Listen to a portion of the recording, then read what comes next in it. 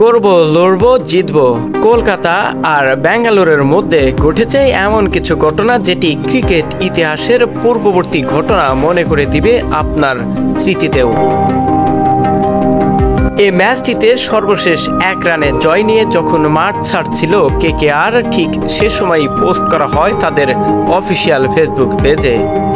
বিশেষ করে মিচেল স্টার্কের করা শেষ বলে যে রান আউটটি হয়েছে সেটি সত্যি দেখার মতো ছিল পুরো ক্রিকেট বিশ্বে। এটি তো আর যেমন তেমন কোনো কিছু নয়। এই আউটটি যদি না হতো তাহলে যেভাবে 2টি রান নিচ্ছিল তাতে আশাই করা যেত যে ম্যাচটি ড্র হতো।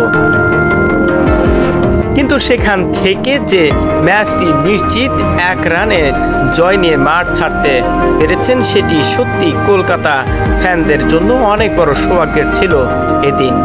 কিন্তু দুর্ভাগ্যবশত বেঙ্গালুরুর জন্য আসলেই কপাল পোড়া হলে যা হয়। বারবার চেষ্টা করার পরেও এত শত রান করার সত্ত্বেও আসলে হারতে হচ্ছে বেঙ্গালুরুকে। আসলে দায়টা দেবে কাকে? পুরো ক্রিকেট টিমটাই যেভাবে পরিশ্রম করছে সেটা সত্যি দেখার মতোই ছিল।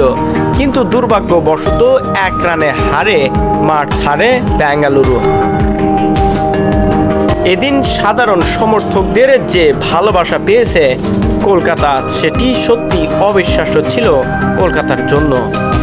শুধু তাই নয়, কলকাতাকে সাপোর্ট করার জন্য তারা প্লে কার্ডে লিখে নিয়ে এসেছিল করব, লড়ব, জিতব, যেটি ক্রিকেট ফ্যানদের জন্য অনেক বড় আনন্দের ছিল এদিন।